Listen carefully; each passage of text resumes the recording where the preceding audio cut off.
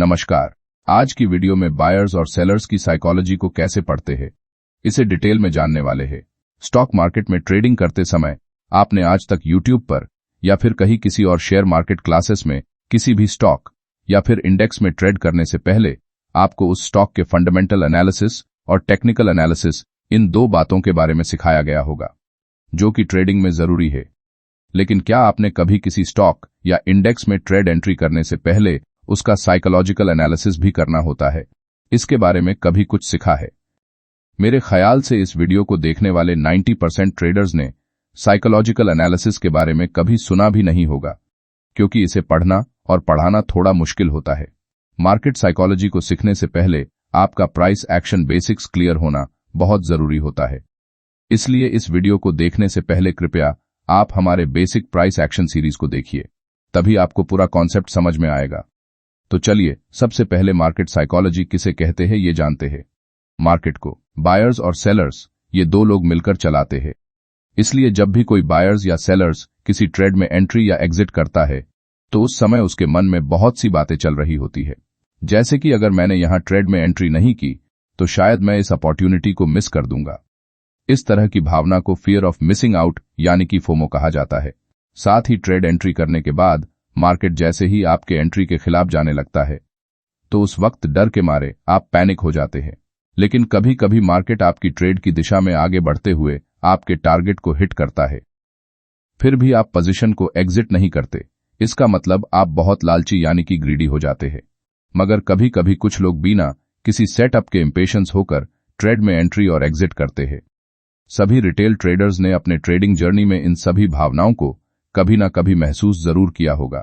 इन सभी बातों का समावेश ह्यूमन साइकोलॉजी में किया जाता है और मार्केट को बायर्स और सेलर्स ये दोनों मिलकर चलाते हैं।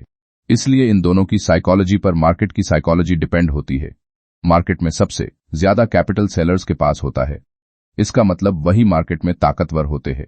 इसलिए एक रिटेल ट्रेडर को इन बड़े इंस्टीट्यूशनल सेलर्स की साइकोलॉजी को समझकर उसी दिशा में अपनी ट्रेड एंट्रीज को प्लान करना होगा। इसी कारणवश आपको एक प्रॉफिटेबल ट्रेडर बनने के लिए चार्ट को देखकर मार्केट का साइकोलॉजिकल एनालिसिस करना बहुत जरूरी है। चलिए अब चार्ट्स पर कुछ एग्जांपल्स देखते हैं। आपके सामने एक चार्ट है। यहां मार्केट ओपन होते ही प्राइस ऊपर निकलती है, लेकिन हायर लेवल्स पर रेजिस्टेंस फेस करने की वजह से एक strong bearish red marubozu candle बनाकर नीचे आती है। मगर बायर्स एक बार फिर से प्राइस को ऊपर की तरफ पुश करते हैं, जिस कारण प्राइस अपने पुराने स्विंग हाई को ब्रेक करके ऊपर निकल जाती है। अब चार्ट पर बन रहे इस स्ट्रॉन्ग बुलिश प्राइस एक्शन को देखकर आपको क्या लगता है? वीडियो को पॉज करके कमेंट में जरूर बताएं, जिससे आप अपने साइकोलॉजी को यहां टेस्ट कर सकते हैं। यहां इस प्राइस एक्शन को देखकर आप में से बहुत से रिटेल ट्रेडर्स ने इस स्विंग हाई के ब्रेकआउट पर लॉन्ग ट्रेड एंट्री करने का मन बनाया होगा। लेकिन इन सभी ने ऐसा क्यों सोचा? इसके पीछे 3 मुख्य कारण हैं। नंबर 1, प्राइस यहां हायर हाई का फॉर्मेशन बनाते हुए ऊपर बढ़ रही है। इसका मतलब मार्केट अभी बुलिश है। नंबर 2, प्राइस ने अपने पुराने स्विंग हाई को एक स्ट्रॉन्ग बुलिश कैंडल के साथ ब्रेक किया है, जो कि एक बुलिश सिग्नल माना जाता है। नंबर 3, पिछले दिन मार्केट में एक स्ट्रॉन्ग बुलिश मूव आया था, इसलिए मार्केट आज भी उसी बुलिश मोमेंटम को और आगे कंटिन्यू कर सकता है। इस वजह से यहां एक लॉन्ग ट्रेड में एंट्री करना सबसे उचित होगा। मेरे ख्याल से एक रिटेल ट्रेडर होने के नाते आपके मन में भी यही सब विचार आए होंगे, तभी आपने यहां लॉन्ग ट्रेड में एंट्री की होगी। लेकिन कुछ ही देर में प्राइस नीचे आते हुए अपने पुराने स्विंग लो के पास एक हैमर कैंडल बनाकर फिर से धीरे धीरे ऊपर निकल जाती है, जिससे यहां ब्रेकआउट पर जो भी रिटेल बायर्स मार्केट में शामिल हुए थे उनमें से कुछ इन बेरिश कैंडल्स को देखकर एग्जिट कर लेते हैं, तो कुछ अभी भी अपनी पोजीशंस को होल्ड करके बैठे हैं।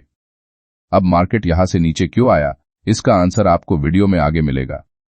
साथ ही यहां कुछ ट्रेडर्स यहां से यहां तक ट्रेंड लाइंस को ड्रॉ करते हुए चार्ट पर एक ट्रायंगल पैटर्न बनाते हैं।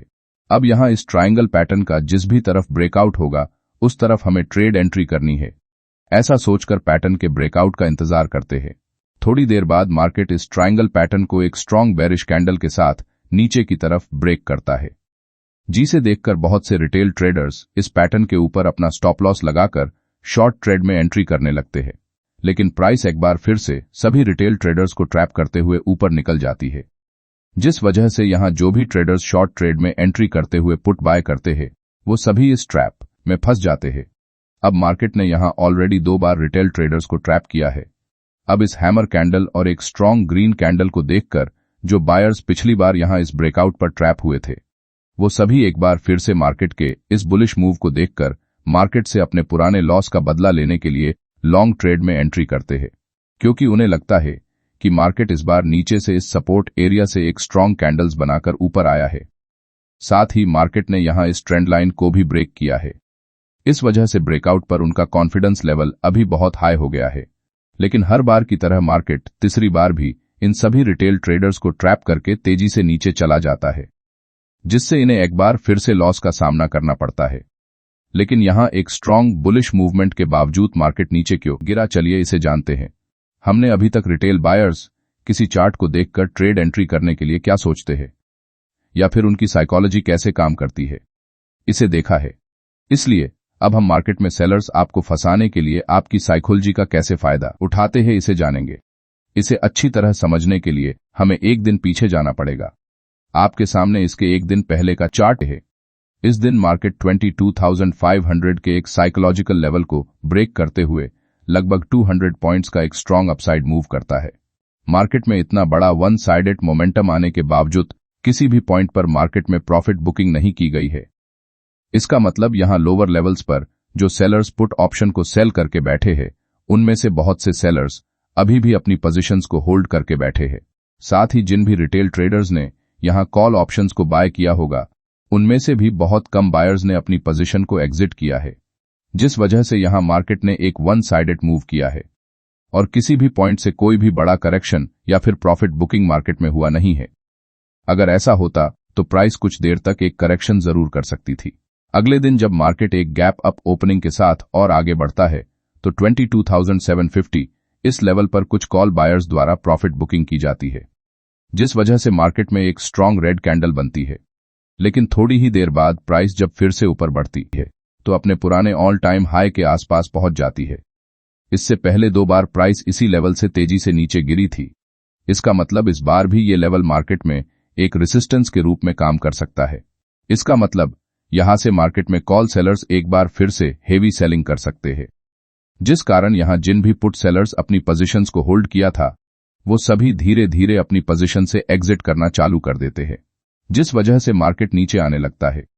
साथ ही पिछली बार की तरह बहुत से फ्रेश कॉल सेलर्स यहां इस एरिया में अपनी कॉल सेलिंग की ऑर्डर्स को लगाकर बैठे हैं, क्योंकि उनके हिसाब से मार्केट एक बार फिर से इस लेवल पर आकर नीचे जरूर जाने वाला है। मगर अब तक मार्केट पूरी तरह से इस लेवल के पास नहीं आया है, जिस कारण उनके सेल ऑर्डर्स पूरी तरह से एक्सिक्यूट नहीं हुए हैं।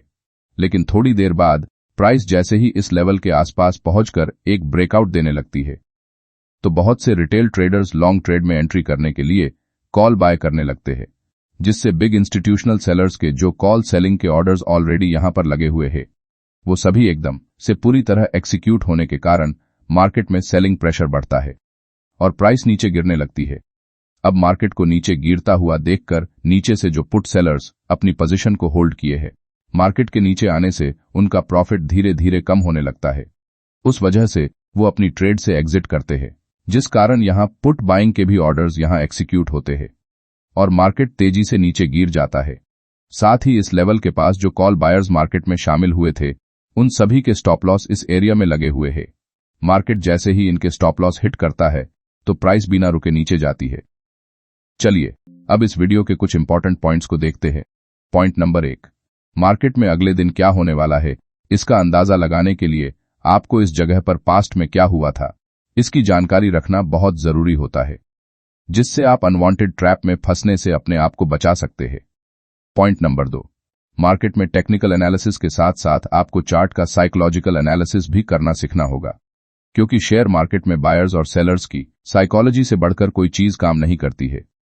पॉइंट नंबर 3, किसी भी चार्ट पैटर्न के ब्रेकआउट या फिर ब्रेकडाउन के पीछे का कारण जब तक आपको पता नहीं चलता, तब तक उसमें ट्रेड एंट्री करने से हमेशा बचना चाहिए।